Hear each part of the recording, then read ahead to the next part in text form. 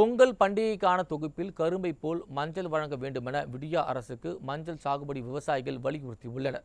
பொங்கல் பண்டிகையொட்டி விழுப்புரம் மாவட்டம் ஆலத்தூர் கிராமத்தில் மஞ்சள் அறுவடைக்கு தயார் நிலையில் உள்ளது. இந்த நிலையில் கரும்பு போல அத்தியாவசிய பொருளான மஞ்சளையும் சேர்த்து பொங்கல் தொகுப்பில் வழங்க வேண்டுமென மஞ்சள் சாகுபடி விவசாயிகள் விடியா அரசை வலியுறுத்தியுள்ளனர்.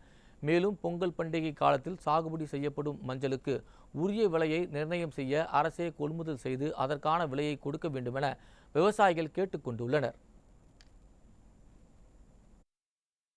பொங்கல் டைமில் மட்டும்தான் மஞ்சள் பயிர் வைக்கிறோம். இது பொங்கலுக்கு மட்டும்தான் தேவைப்படுது. இந்த பொங்கல் சமயத்தில் அதை வாங்குறவங்க சரியான விலை கொடுத்து வாங்க மாட்டாங்க.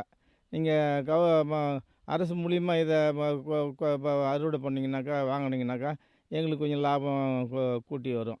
அரசு இதை கொள்முதல் பண்ணி பொங்கலுக்கு மஞ்சள் கொடுக்குற மாதிரி விரும்பி நான் கேட்டுக்கிறேங்க.